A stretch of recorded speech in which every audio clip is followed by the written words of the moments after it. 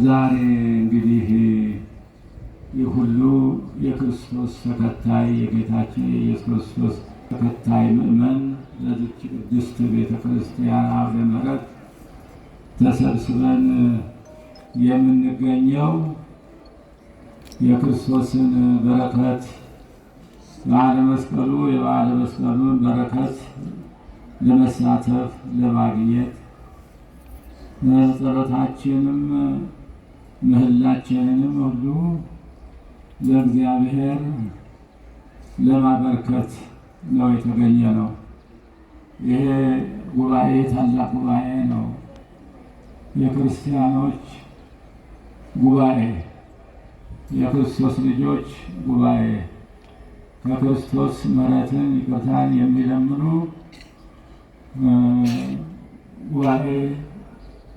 ጉባኤው አባላት ናቸው። እዚህ ቤተክርስቲያን አውደ ምሕረት ውስጥ የምንገኘው ሁላችንም እና ዛሬ ጥንተ መስቀሉ ይባላል። በሚመጣው ሕማማትም እንደገና ይከበራል። ይሄ በዓል በዓለ መስቀሉ እንደገና በደመቀ ሁኔታ ለገናን ይከበራል እና ጌታችን መድኃኒታችን ኢየሱስ ክርስቶስ ለምንድን ነው ይህን ሁሉ መከራ የተቀበለው ቢባል እግዚአብሔር አዳምን ሲፈጥረው ከፍጥረታት ሁሉ አብልጦ ከፍጥረታት ሁሉ አልቆ በአርአያውና በአምሳሉ የፈጠረው ስለሆነ በኃጢአት ምክንያት ጠፋ።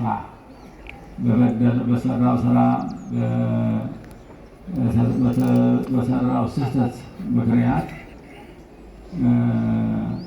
ከእግዚአብሔር ልጅነት ተለየ። ከገነት ደግሞ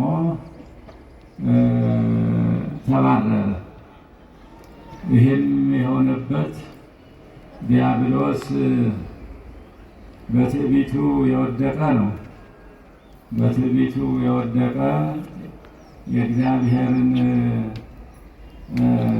ድርሻን ይወስዳለሁ ብሎ ፈጣሪ ነኝ ብሎ በማለቱ ለመላእክት ማን የፈጠረን ብለው ሲጠያየቁ ከላይም ከታችን ሲያይ እሱ ጎልቶ ስለታየውና እሱ እኔ ነኝ በል ብሎ እኔ ነኝ የፈጠርኳችሁ ስላለ በዚሁ በትዕቢቱ የወደቀ ዲያብሎስ በአዳምና በሔዋን ላይ ቀናባቸው።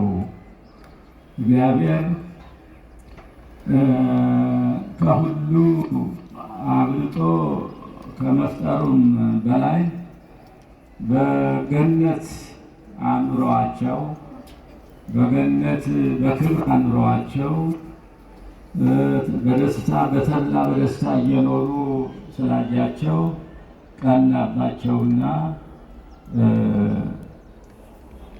አስቶ ጣላቸው። እንግዲህ እግዚአብሔር ፍጥረታትን ሁሉ ሲፈጥር እሁድ ዕለት ነው የጀመረው። እሁድ ማለት አንድ ቀን ማለት ነው። እሁድ የሳምንቱ የመጀመሪያ ቀን ነው። እኛ ጌታ ስለተነሳባት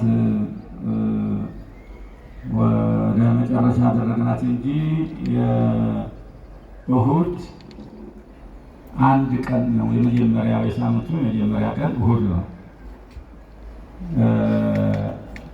እስራኤሎች አሃድ ይሉታል፣ አረብ ደግሞ ዋሕድ ይሉታል። እኛ ደግሞ አሃዱ እንላለን። አንድ ቀን ማለት ነው እና በዕለተ ሰንበት ፍጥረታትን መፍጠር የጀመረው በእሁድ ዕለት ነው። በእሁድ ዕለት ነው የጀመረው። ከእሁድ ጀምሮ እስከ ሐሙስ ድረስ ለ5 ቀናት ሁሉ ፍጥረታትን ሲፈጥር ሰነበተ። 21 ፍጥረታትን ሲፈጥር ሰነበተ። ከዛ በኋላ ዓርብ ዕለት ደግሞ በ6ኛው ቀን ታላቁን ፍጥረት ሰውን በአርአያውና በአምሳሉ ፈጠረ እና እግዚአብሔር አክብሮ የፈጠረው ፍጥረት ነው። ሰው ከሁሉም አብልጦ ከተፈጠሩት ፍጥረታት ሁሉ የበላይ ነው። ስለዚህም አዳም ወድቆ እንደቀረ አልፈለገም። ጌታችን እግዚአብሔር አምላክ ወድቆ እንዲቀረ እንደጠፋ አልፈለገምና ከወደቀበት ለማንሳት ከጠፋበት ለመፈለግ ነው መድኃኔ ዓለም በመስቀል ላይ የተሰቀለው ጠዋት በመስቀል ያየው የተቀበለውና አዳም ታላቅ ፍጡር ነው። ነገር ግን ክብሩን ደግሞ አላከበረም፣ ክብሩን አላወቀውም ይላል መጽሐፉ። ክብሩን አላወቀውምና ክብሩን ችላ አለው። እንግዲህ እግዚአብሔር አክብሮ ፈጥሮ በገነተ ተድላ አስቀምጦት ሲያበቃ የሰይጣኑን ቃል ተቀብሎ የሰይጣኑን ቃል ተቀብሎ የእግዚአብሔርን ትእዛዝ ችላ ብሎ ወደቀ። ያ ነው እንግዲህ መድኃኔ ዓለም በዚሁ በመስቀል ላይ ተሰቅሎ ደሙን አፍሶ አዳምን እንደገና ወደ ጥንተ ልጅነቱ የመለሰው እና አዳም በዛ ተቀምጦ በነበረበት ጊዜ ዲያብሎስ በእባብ ተጭኖ መጥቶ ምንድነው እንዴት ነው ኑሯችሁ ብሎ ሲጠይቃቸው አዳምና ሔዋንን እኛ ጥሩ ኑሮ ኑረናለን፣ በገነት በተድላ በደስታ እንኖራለን ብለው አሉት። አንዲት ዕፅ አለች ለምንድን ነው የከለከላችሁ ሲላቸው አይ እንግዲህ እሷንማ አትንኳት፣ ጭራሽ እንኳን አትብሏት፣ አትንኳት፣ እሱን የበላችሁ ጊዜ ሞት ትሞታላችሁ ብሎ ነግሮናል። እንግዲህ እግዚአብሔር ያችን ዕፅ የተከላት ታዛዥነትን የአዳምን ታዛዥነት ለማወቅ ነበር እንዳትበላት ያለው እና እሷን የበላችሁ ዕለት የሞት ሞት ሞታላችኋለን ይለዋል ብለው ይመልሱለታል ዲያብሎሱ። አይ የለም የምትሞቱ ሆኖ ሳይሆን ያችን የበላችሁ እንደሆነ ዓይናችሁ ይከፈታል፣ አእምሮአችሁ ይከፈታል። አእምሮአችሁ ያንን ሁሉ እንደ አምላክ እንደ እግዚአብሔር ትሆናላችሁና እንደዚያ እንዳትሆኑ ነው እንጂ የምትሞቱ ሆናችሁ አይደለም ሲለው እንዴ ሌላማ ከዚህ የተሻለ ደግሞ ካለም ዓለምን አንበላውም ብለው ሌላ ስልጣን ፈለጉ፣ ሌላ አምላክነት ፈለጉ፣ በሏት እና ከዛ በኋላ ግርማቸው ተገፈፈ። በእግዚአብሔር ጸጋ ለብሰው የነበሩትን እርቃናቸው መሆኑን ያገኙት ውጤቱ የእግዚአብሔርን ትእዛዝ አፍርሰው ያገኙት ውጤት ምንድን ነው? ከገነት መውጣት፣ ከእግዚአብሔር ልጅነት መውጣት፣ መውደቅ፣ መጥፋት እና ደግሞ እርቃናቸውን ሆነው ነው የታወቃቸው እርቃናቸውን መሆናቸውን ነው። ታዲያ እግዚአብሔር ደግሞ ድምፁን ሲያሰማቸው አዳም የት አለ ወዴት ነው ያለው ሲለው እኔማ እርቃኔን ስለሆንኩ ፈርቼ በገነት ውስጥ ተሸሽጌ ነው ያለሁ አለው። ምን ነው እርቃንህን መሆንህን ማን የነገረህ? ያ አትብላ ያልኩህን ዕፅ በልተሃል ወይ ሲለው ያው እሱ በሔዋን አመካኘ። ሔዋን ደግሞ በአርዌ ምድር አስፈጠተኒ ያለች እና ሲጠይቃቸው እንደሱ ሁሉ በምክንያት ፈጠሩ ማለት ነው። ስለዚህም እግዚአብሔር መቼም ጥሎ አይጠለምና እንግዲህ አዳምና ሔዋን ከገነት በመባረራቸው አዘኑ፣ አለቀሱ። ነገር ግን የእግዚአብሔር ፍርድ ደግሞ ፍርድ ነውና ትእዛዝ እግዚአብሔርን ስላፈረሱ በሐሙስ ዕለት መንፈቃ ዕለት ተወለደ ወለተ ወልድትከ ወድኅርኩ ውስተ መርህብከ ወአድኅነከ በመስቀል የውሙት በመስቀል ተሰቅዬ አድንሃለሁ። ከ5 ቀን በኋላ ከልጅ ልጆችህ ተወልጄ አድንሃለሁ። ከአሁን በኋላ ሌላ ተስፋ የለህም እና ከአምስት ቀን ተኩል ያለው እንግዲህ በእግዚአብሔር አቆጣጠር ነው። በእግዚአብሔር አቆጣጠር የእኛ 1000 ዓመት የእግዚአብሔር 1 ቀን ነው ማለት ነው።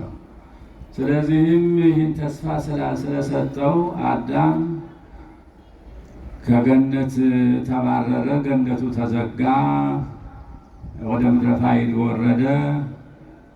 ተገበር አለ ምድርን አልማት አሳድጋት እና ብላ በሀፈ ገጽከ ምድር ላይ ወርደህ ያው ጥረህ ግረህ እንጀራህን ብላ ብሎ ያው መርገምት ነው እና አዳም ከገነት ተወርዶ እሱ ደግሞ ምንድን ነው 5500 ዓመት ሙሉ ያው እንግዲህ ያኝ መርገምትን ተሸክሞ እሱና ልጆቹ ዘሩን ሁሉ የመርገምት ተሸክሞ ኖረ። ያው መርገምቱን ያ የተረገመውን መርገም ጥንተ አብሶ ይባላል። ጥንተ አብሶውን እግዚአብሔር ከድንግል ማርያም ተወልዶ በምድር ላይ ተገኝቶ ያንን የበደል ዕዳውን አወረደለት፣ አጠፋለት፣ እንደገና ወደ እግዚአብሔር ልጅነቱ መለሰው እና ይህ ነው እንግዲህ የሰው ሕይወት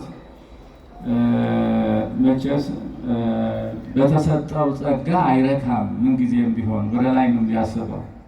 የተሰጠውን ጸጋ አመስግኖ እንዳይጠቀም ወደ ላይ ስልጣን ይጨምራለሁ ብሎ አዳም ወደቀ እና እሱን ለመፈለግ በመስቀል ላይ ተሰቅሎ ጌታችን ኢየሱስ ክርስቶስ ያው ወደ ጥንተ ልጅነቱ ወደ ጥንተ ክብሩ መለሰው ነው። እንግዲህ አዳምና ሔዋን የተፈረደባቸው ትእዛዝ እግዚአብሔርን ጥሰው ነው። ትእዛዝ እግዚአብሔርን ስለጣሱ 5500 ዓመት ተፈረደባቸው።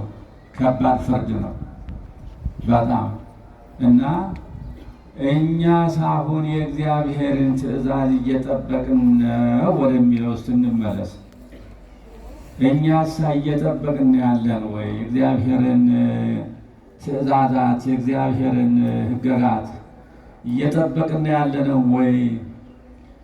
እስቲ ራሳችንን እንመርምር።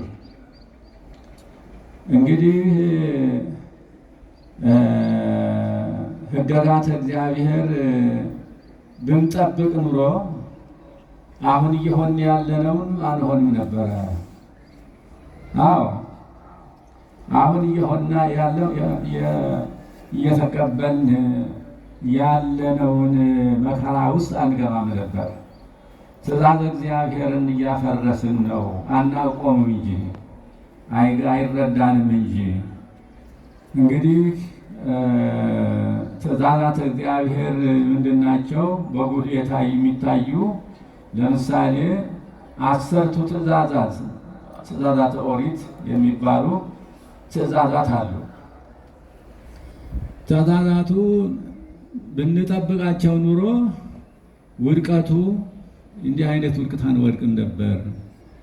አፍቅር ቢጸከ ከመ ነፍስከ እንደ ይትቅትል ነፍሰ ይህን የመሳሰሉ ሁሉ አሰርቱ ቃላት መቼስ መጀመሪያ አይታምልክ ባዕድ አምላክ ዘእንበሌየ ነው። ከዛ ደግሞ አሁን ያለው ምንድን ነው? አፍቅር ቢጸከ ከመ ነፍስከ የተባለ ሙሽረነዋል። ይትቅትል ነፍሰ የሚለው ሙሽረነዋል። ይህንን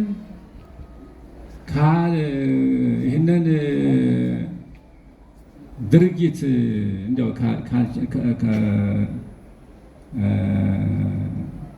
ካልተውን እንዴት አድርጎ ነው ሰላማዊ ሕይወት የምናገኘው? አፍቅር ቢጸከ ከመ ነፍስከ ለምን ባልንጀራህን እንደ ልብህ ውደድ ነው። ግደል አይደለ የተባለው። እንደ ልብህ እንደ ራስህ ውደድ፣ ባልንጀራህን እንደ ራስህ ውደድ። ነፍስ አትግደል፣ ይትቅትል ነፍስ። ስለዚህ የእግዚአብሔርን ትእዛዛተ ወንጌል ቃላተ ወንጌል 6 ቃላተ ወንጌልና 10ቱ ቃላተ ኦሪት እነዚህ የተሰሩት እኛ እንድንጠቀምባቸው ነው። እስራኤል ከምድረ ከአምልኮ ጣዖት ከሚሰራበት ከተቀንዮ ሲወጡ እንዲተዳደሩበት የተሰሩ ናቸው። 10ቱ ቃላት ለእስራኤል የተደነገጉ ድንጋጌዎች ናቸው እና እነዚህን ደግሞ ለእስራኤል ብቻ ሳይሆን ለሁላችንም ነው የተሰሩ ትእዛዞቹ እና እነዚህን ትእዛዛት መጠበቅ አለብን።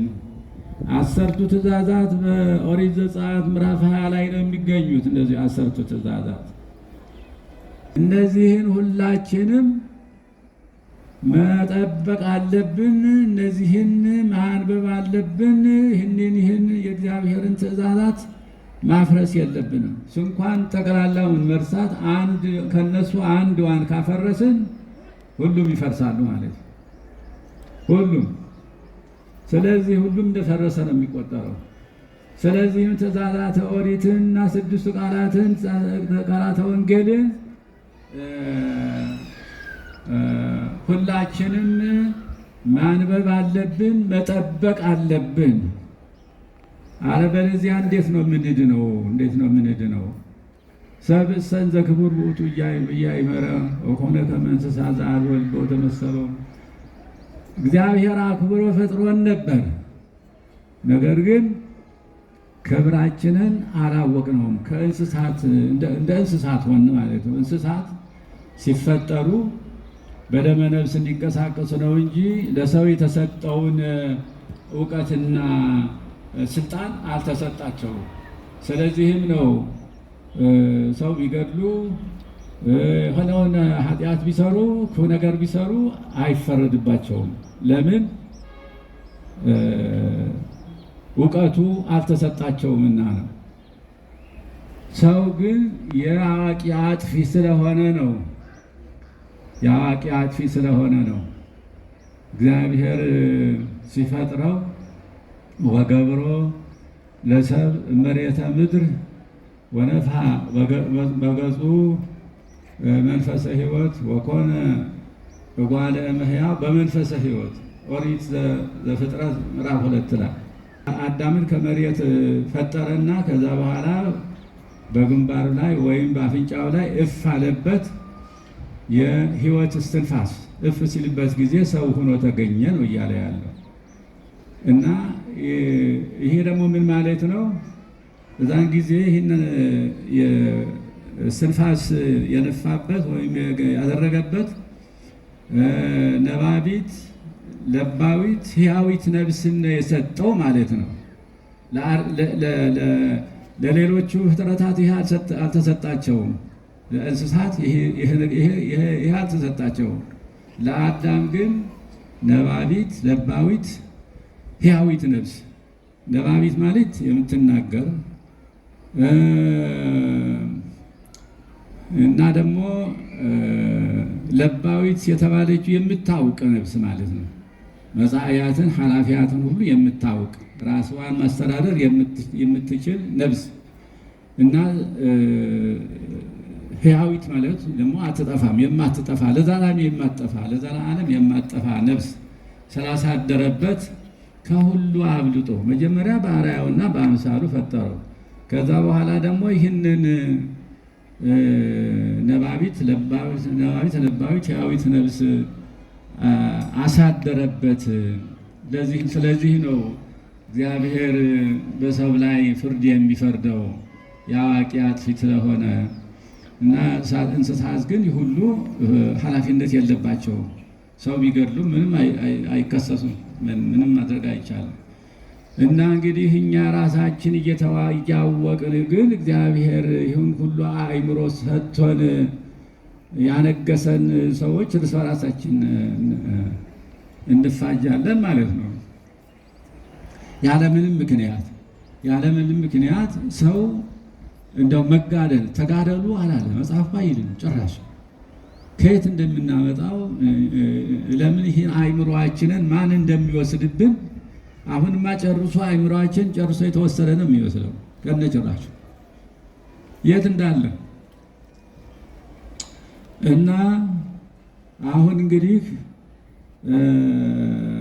ሰላምን ማግኘት የምንችለው እግዚአብሔር መንግስቱን የሚያወርሰን ዘላለማዊ ሕይወት ያለው መንግስተ ሰማያትን የሚያወርሰን እርስ በራሳችን የተፋቀርን እንደሆነ ሰላምን የፈጠርን እንደሆነ ትእዛዛት እግዚአብሔርን የጠበቅን እንደሆነ ነው እና እነዚህን ማድረግ አለብን። ለራሳችን ስንል፣ ለራሳችን ሕይወት ስንል፣ ለራሳችን ሰላም ስንል ትእዛዛት እግዚአብሔርን እንጠብቅ፣ እናንበው፣ በአእምሯችን እናሳድረው። እነዚህን ትእዛዛት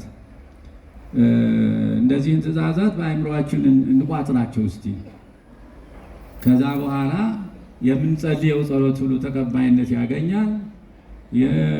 በዚች ምድር ላይ ለምንኖርባት ገዛም በሰላም እንኖራለን። ከዚያም ወደ እግዚአብሔር መንግስት እንገባለን ማለት ነው። ያንን ከጠበቅን እና ሰው እንደ ሰውነቱ እንደ አዋቂነቱ መኖር አለበት። እንደ እንስሳት መሆን የለበትም። እንደ እንስሳት መሆን የለበትም። እንስሳት ናቸው እንዲያው እንደ እንስሳ የሚኖሩ ምንም ስለማያውቁ። ሰው እንደ ሰው ባለ አእምሮ ነው። ሰው እግዚአብሔር አሳምሮ ፈጥሮታል። እግዚአብሔር በእውቀትና በጸጋ ትልቁን ጸጋ ሰጥቶታል እና መድኃኔ ዓለም የተሰቀለው ከወደቀበት ተነስቶ የእግዚአብሔርን ሕግና ስርዓት ጠብቆ እንዲኖር ለማድረግ ነው። ሰው ታላቅ ፍጥረት ነው። ታላቅ ፍጥረት ከፍጥረታት ሁሉ የላቀ ነው እና ዓለምን ሁሉ እንዲገዛ እኮ ነው ያደረገው እኮ ዓለምን ሁሉ እንዲገዛ ተገበረ ምድር ዓለምን ሁሉ እንዲገዛ ነው ያደረገው። የዓለምን ሁሉ ገዢ ነው ያደረገው። የእንስሳቱን ሁሉ የአራዊቱን ሁሉ ገዢ ያደረገው አዳም። ነገር ግን ሌላ ስልጣን ፈለገ ከዛ በላይ እና ያ ግን አጠፋው እንጂ አላለማው።